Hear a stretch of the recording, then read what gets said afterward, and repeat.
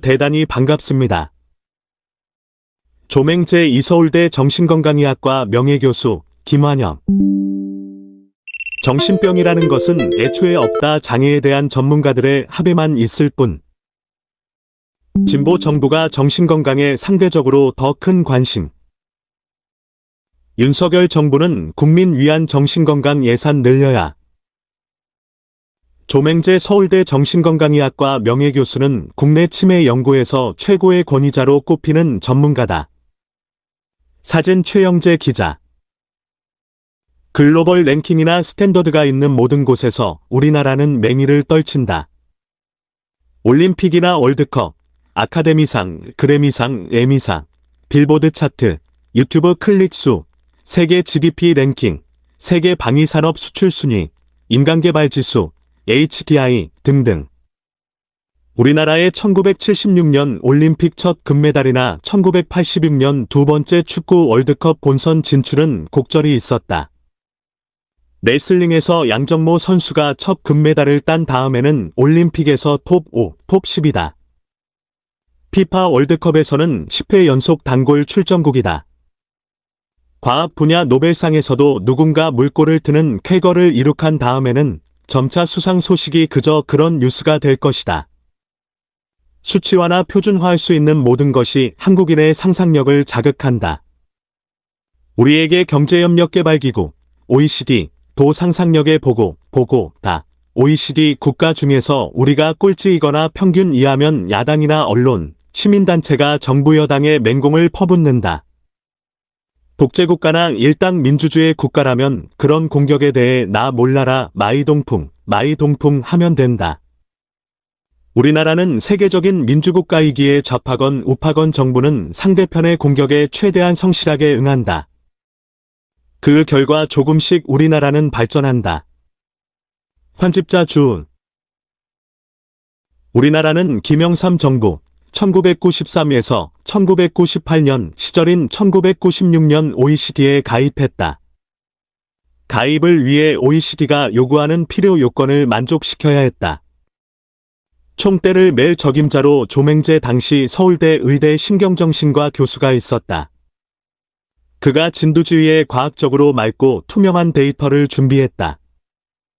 조맹재 원장이 책임연구원으로서 2001년, 2006년, 2011년 정신질환 실태 조사를 탄생시켰다. 정신보호법에 따라 5년마다 나오는 보고서다. 전 세계 국제기구들, 국가들과 공유하는 데이터다. 우리나라의 정신과 환자가 얼마나 많은가, 어떤 사람들이 정신병에 잘 걸리는가라는 질문에 답하려고 분투했다. 조 원장은 예산 책정이 박하다며 아쉬워했다.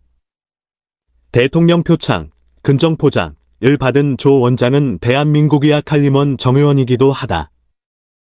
그는 한국인 치매 환자의 행동 및 심리 증상의 횡문화적 특성, 2006, 아름다운 노후를 위한 정신건강, 2007 등 실버사회 정신건강에 대비하는 저서를 집필했다. 서울 영등포구청역 부근에 있는 조맹재 정신건강의학과 의원에서 조 원장을 만났다. 정신질환에 대한 편견 더 줄어야. 정신과 완치 많아. 조맹재 서울대 정신건강의학과 명예교수가 쓴 한국인 치매 환자의 행동 및 심리 증상의 횡문화적 특성. 사진 교보문고 홈페이지 캡처. 잊어버리기 전에 월간 중앙 독자님들과 반드시 공유하고픈 당부 말씀이나 정보가 있다면? 정신과에 가는 것에 대한 편견이 사회에 팽배하다. 정신질환도 다른 질환과 마찬가지로 그저 질환이다. 편견을 타파하는 것이 가장 중요하다고 생각한다. 가족 중에 누가 정신과에 다니면 막 야단친다. 내가 의지가 약해서 그렇다. 정신을 똑바로 차려라라고. 정신이 약한 사람, 의지가 약한 사람이 걸리는 병이라는 인식은 잘못된 편견이다. 편하게 정신과 치료를 받을 수 있어야 한다. 심지어는 실손보험에 넣어주지도 않는다. 안 넣어줄 이유가 하나도 없다. 정신과 치료비는 얼마 안 된다. 1년 해봐야 10만원, 20만원이다. 정신과 가면 나도 약에 의존해 평생 살아야 하는 것 아닌가도 잘못된 생각이다.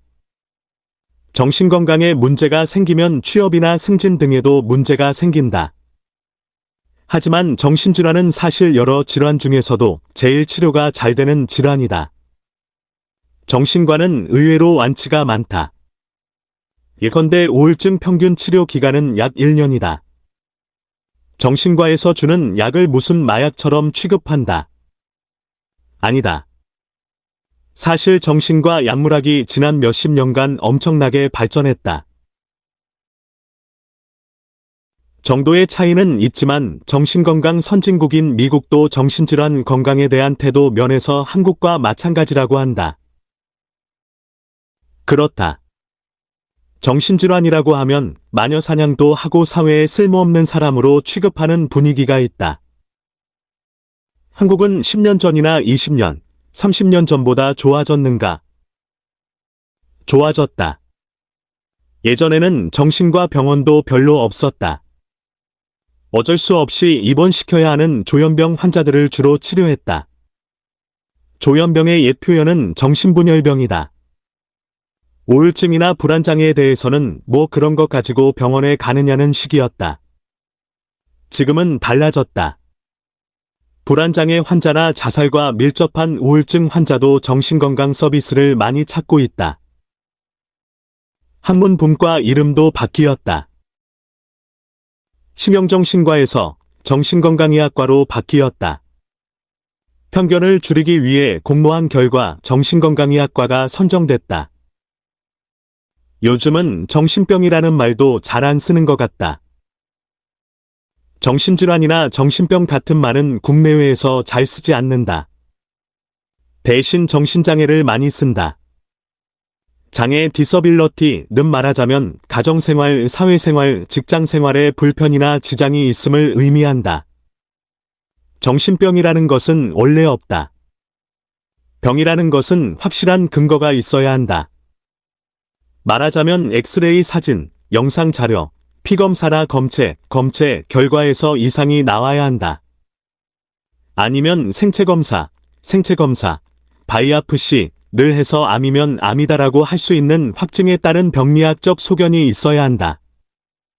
정신질환은 아직까지도 진단 소견을 확실히 말할 수 없다. 그렇다면 진단하는 기준은? 전 세계 유명 학자들이 모여서 여러 자료를 이용해 이러저러한 증상이 있는 경우에 이것을 뭐뭐라고 부르자고 한다.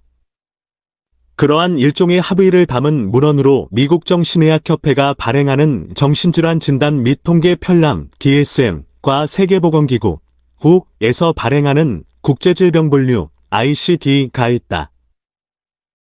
두 문헌은 개정판이 계속 나오고 있다. 정신의학의 대상이나 분류 자체가 아직은 불안정하다는 뜻인가? 큰 틀은 그렇게 바뀌지 않는다. 몇몇 진단이 빠지기도 하고 분류가 바뀌기도 한다. 그런 차이는 있다. CEO나 연예인의 우울증은 있을 수 있는 보편적 문제. 조맹재 서울대 정신건강의학과 명예교수가 쓴 아름다운 노후를 위한 정신건강. 사진 교보문고 홈페이지 캡처. 근대 심리학이나 정신의학에 깊은 영향을 미친 지그문트 프로이트 1856에서 1939에 대해 최근에는 거의 사기꾼이라고 평가절하 하는 주장도 나왔다. 프로이트의 역할은 코페르니쿠스나 다윈처럼 대단하다. 프로이트 이전에는 인간을 이성적이고 합리적인 존재로 인식했다. 인간의 행동에서 무의식이나 본능이 차지하는 비중을 드러냈다. 어쩌면 그 비중이 90% 이상일 수도 있다. 프로이트는 커다란 시대적인 변화를 이끌어냈다.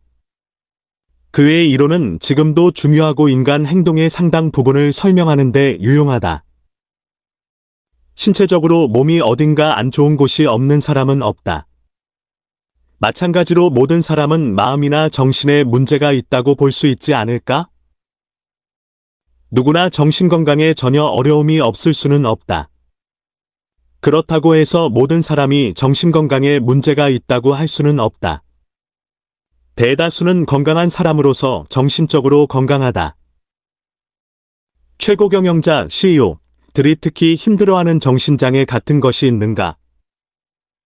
CEO마다 다르다. CEO나 재벌이라고 특별히 생기는 병은 없다. 힘들지 않은 CEO가 있겠는가? 특별한 것은 없어도 일반인보다 스트레스를 많이 받으니 우울증이나 공황장애가 많을 수 있다. CEO는 항상 많은 사람의 리더가 돼야 하고, 노사 관계를 처리해야 하고, 언론에 노출된다.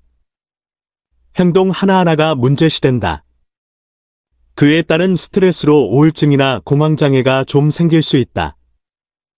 꼭 CEO가 아니라 보편적으로 있을 수 있는 문제다. 그 외에 조현병이나 조울병이 있을 수 있다. 만약 어떤 CEO에게 조울병 증세가 있다면 사업을 잘할 때는 굉장히 창의적으로 잘한다. 다운되면 잘 안 나타나고 다 맡겨버리는 경향을 보일 것이다. 현대 100대 기업이나 500대 기업의 수장들은 얼굴이 알려진 공인이다. 대중의 시야를 회피하기 힘들 것이다. 연예인도 마찬가지다. 연예인도 우울증이 참 많다. 당연하다. 어디 가서 자기 마음대로 바라는 것을 즐길 수 없다. 인조이가 어렵다. 사람들은 누구나 뭔가를 자유롭게 하고 싶지 않은가. 그렇게 못하니까 조그마한 문제가 생겨도 댓글에 시달리는 등 문제가 증폭된다. 요즘 셀럽이라 불리는 사람들이 정신건강에 문제가 많은 것 같기도 하다. 미국 레이건 대통령, 영국 대처 총리 등은 알츠하이머병에 걸렸고, 피카소나 다윈 등 창의적인 일에 종사한 사람들도 정신건강 문제가 있었다. 특별한 이유가 있을까? 특별한 이유는 없다. 오히려 그런 사람들이 정신건강 문제가 생길 확률이 낮다. 특히 치매 같은 경우, 정신활동을 계속하는 사람일수록 걸릴 가능성이 작다. 치매 예방의 가장 중요 조건은 지속적인 정신활동이다. 치매는 유전성도 상당히 크다. 치매에 걸린 저명인사들은 대중의 큰 관심 대상이다. 영화 배너에 나온 찰턴 헤스턴, 제클린 케네디 등 말이다. 정신장애의 경우 종속변수 독립변수 관계가 워낙 복잡하지 않은가. Y가 정신장애라면 X는 유전, 환경, 체험 등 여러 변수가 꼬여 있을 것 같다. 프로이트가 바로 그런 인과론적인 해석을 제시했다. 아이가 한두 살 때 어머니가 배변 훈련, 토일리트 트레이닝을 너무 엄격하게 하면 강박장애 환자가 된다는 것이다. 지금의 생물 심리 사회 모델, 바이오사이코소셜 모델은 생물학적, 심리학적 사회환경 요인이 다 복합적으로 작용해서 어떤 장애를 유발한다고 판단한다. 진보 정권 들어오면서 정신질환자 입원 까다로워져. 조맹재 서울대 정신건강의학과 명예교수는 인터뷰에서 누구나 정신건강에 전혀 어려움이 없을 수는 없다고 말했다. 사진 최영재 기자. 사람이 살다 보면 남이 잘못한 일을 용서하고 내가 잘못한 일을 사과할 일도 있다. 용서와 사과가 정신건강에 도움이 되는가? 남에게 밀려서가 아니라 자기 마음속에서 진심으로 용서하고 사과하면 마음이 훨씬 편해진다. 더 많은 사람이 정신과를 더 많이 찾게 하려면 정부 차원에서 노력해야 할 것 같다. 정부가 정책적으로 잘하고 있는가? 아쉬운 점도 있는가? 정신건강과 입장에서는 항상 아쉽다. 웃음, 우여곡절이나 시행착오도 있었지만 정부와 학계의 협업으로 많은 것이 달라지고 발전했다. 우리나라는 1996년 OECD에 가입했다. 회원 가입에 필요한 선결 과제 중 하나가 정신건강을 포함해 각 분야의 정확한 통계 자료를 내놓는 것이다. 그 전에는 사실 정신과 환자들에 대해 국가의 관심이 부족했다. 정신질환자의 인권 문제가 제기됐다. 또 정신질환 실태에 대해 정확한 통계를 내놓으라고 정부가 요구했다. 마침 그런 문제들이 내 전공이었다. 그래서 내가 정책 수립과 실천에 일정 부분 역할을 했다. 노태우 대통령이 88올림픽을 치르기 위해서 거리에 있는 노숙자들을 다 정신병원에 집어넣었다. 정신병원이 엄청나게 커졌다. 노숙자들의 경우 정신병을 가진 사람이 많다. 예전에는 정신병원에 들어가면 몇 년씩 있는 경우도 많았다. 정신병원이 요즘은 다 문을 닫고 있다. 진보 정권이 들어오면서 정신질환자의 입원이 굉장히 까다롭게 됐다. 치료도 까다로워지고, 그래서 역설적으로 환자들이 방치되는 경우가 많아졌다. 끔찍한 사고가 많이 일어났다. 가족을 살해한다든지, 아파트를 방화한다든지, 망상이나 환청 때문에 그런 경우가 많다. 환자를 입원시켜야 하는데 지금 조건이 너무 까다롭다. 환자를 입원시키려면 직계 가족 2명의 동의서를 가져와야 하고 의사 2명의 동의가 필요하다. 그래서 입원이 쉽지 않다. 윤석열 정부가 해야 될 일은 무엇인가?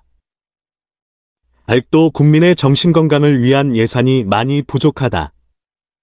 정신질 환자를 위한 치료는 물론이고 거주시설도 만들어줘야 하고 직업훈련도 시켜줘야 한다. 지속적으로 해야 한다. 그러려면 많은 인력과 돈이 필요하다. 사실 정신건강 문제에 상대적으로 진보 정부에서 더 큰 관심을 갖는다. 지금까지 이뤄진 것들은 진보 정권 때 많이 이뤄졌다. 노무현 정권 때나 문재인 정권 때나. 종교가 정신건강에 도움이 되는가? 당연히 그렇다. 종교가 개인 자신의 정체성이 될 수도 있다. 인간의 무의식 속에는 항상 종교적인 본성, 본능이 내재한다. 뭔가 섬기고 싶은 그런 본능이 있다. 본능을 충족시켜주고 섬기면서 정체성을 갖게 되고, 우리나라 주요 종교는 인간 정신을 정화시킨다. 종교와 관련된 부작용도 있다. 정신분열병이나 조현병 환자들이 발병 초기에 뭔가 자신의 이고가 와해된 느낌을 갖는다. 그럴 때 종교에 빠지는 수가 있다. 사회적으로 받아들여지지 않은 망상에 빠지는 것이다. 종교 체험으로 경험하는 환각도 정신장애일까? 환각에는 환시, 환청, 환취 등이 있다. 환청은 조현병에서 많이 나타나는 특징이다. 종교인이 어떤 간절함 속에서 일시적으로 경험하는 환상은 병적이라고 판단하지 않는다. 환각이 지속돼 삶에 악영향을 준다면 이야기가 달라진다. 정신건강 지키는 중요 조건은 지속적인 두뇌 활동, 지능지수 IQ가 높을수록 치매에 걸릴 가능성이 낮다는 연구 결과도 있다. 꼭 IQ 문제는 아닐 것 같다. IQ 자체가 아니라 IQ가 높으면 머리 쓰는 것을 좋아하게 되고 그 결과 치매에 덜 걸리는 것 아닌가. 또 IQ의 높고 낮음이 아니라 얼마나 머리를 많이 쓰느냐가 문제 아닌가. 그렇다. 그렇게 생각하고 있다. 우리는 사실 뭐가 IQ인지 잘 모른다. 치매 예방이나 증세 완화에 도움이 되는 것은? 제일 중요한 것은 지속적으로 건전한 정신활동을 하는 것이다. 일을 하고 사람들과 사회적 관계를 맺고 정서적인 교류를 하는 것이 중요하다. 정서적인 교류에서 가장 중요한 것은 가족 아니겠는가?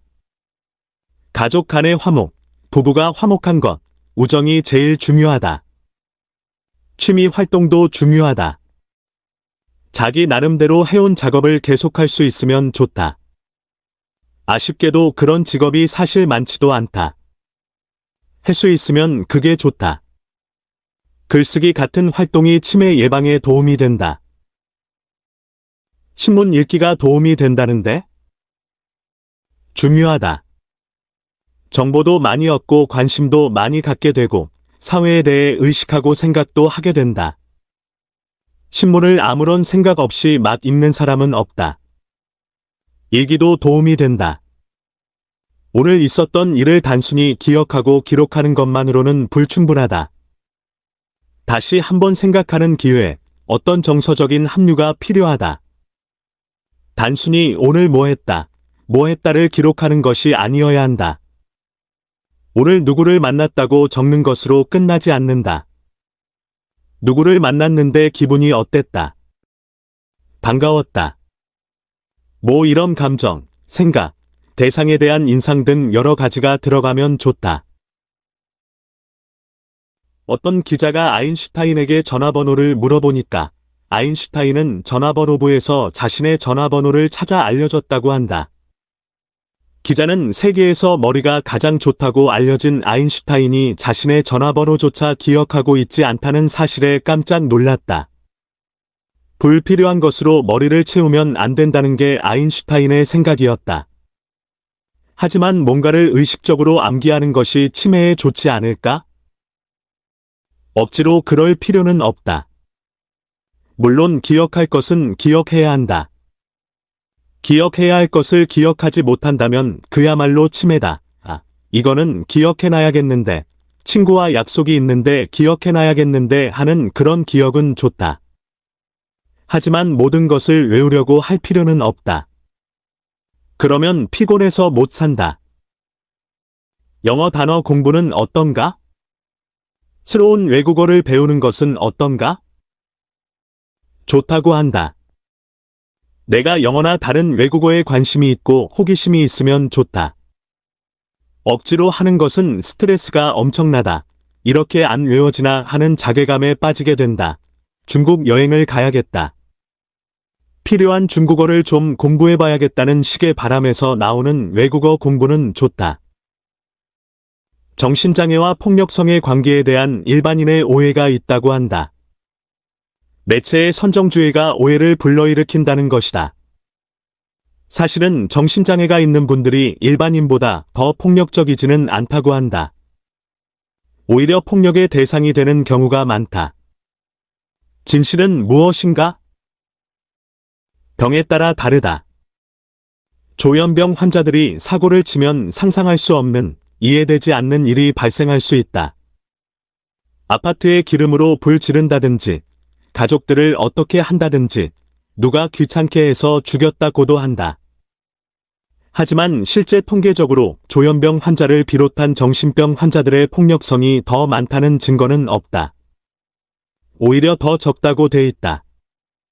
도로교통법 위반이라든지 상대적으로 가벼운 문제는 더 많다. 살인은 대개 가족 내에서 발생한다. 모르는 사람을 정신분열 환자가 폭력적으로 죽이는 것은 없다. 소시오패스들이 주로 그렇다. 소시오패스들은 오히려 가정에 충실한 경우가 많다. 분노심은 우울증 환자들이 어쩌지 못하는 특징 중 하나다. 하지만 길거리를 가면서 사람들을 막 어떻게 하고 싶은 생각이 들어도 실제로 행동하는 경우가 많지는 않다. 불면증엔 수면제 도움. 삶의 질 높이려면 잠부터 자야. 정신건강에 좋은 운동은? 모든 운동이 정신건강에 좋다. 과격한 운동보다는 유산소 운동, 걷기, 스트레칭, 요가, 명상, 등산 등 자신이 즐길 수 있으면 다 좋다. 그 중에서도 걷기, 산책이 제일 좋다고 한다. 우리가 걷다 보면 사람들의 이야기도 듣고 사물도 보고 꽃 피는 것도 보고 단풍 드는 것도 보고 느낀다. 정신건강에 좋은 음식은? 이런 음식 저런 음식이 좋다고 한다. 오메가3가 대표적이다. 등푸른 생선, 카레, 채소, 붉은 포도주가 좋다. 한두 잔 정도로 말이다. 많이 먹으면 안 되겠고. 소위 지중해식 음식이다. 지중해 국가들이 이상하게 치매가 적다. 가족끼리 모이는 것을 좋아하는 지중해 사람들의 생활, 문화 양식과도 밀접한 것 같다. 불면증은 어떻게 치료하는가? 약을 주면 다 잘 잔다. 잠을 잘 자게 하는 데는 아무 문제가 없다. 오히려 불면증 환자는 약 먹으면 안 된다는 강박관념이 문제다. 수면제 먹으면 치매된다는 이런 잘못된 편견 때문에 잠을 못 자고 힘들어한다. 삶의 질이 말이 아니다. 약만 먹으면 편히 잔다. 2에서 3년 먹으면 약을 끊어야겠다는 생각도 많이 한다. 끊었다가 다시 먹기도 하고. 어쨌든 삶의 질을 위해서는 잠을 잘 자야 한다.